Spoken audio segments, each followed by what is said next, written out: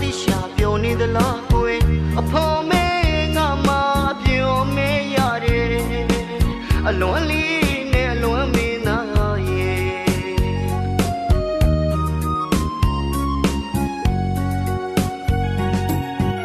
အခုဆိုတယောက်ထဲငါမှအဝေါ်လေးလူတကောင်နေဖို့ကွယ်အဖို့ကွာဝေးဆွေးရလေတဲ့အကြောင်းမဲ့ထားရင်ခင်သူမပေါင်းဆက်ဝေးခဲ့ရပြီနောက်တနေရဘဝတွေရှိရင်ဒီအဖြစ်မျိုးဝေးပြရစီရောလေအချစ်ကန်ခေတဲ့ဘဝမှာဝေကျွေးကကြီးမလိုက်တာ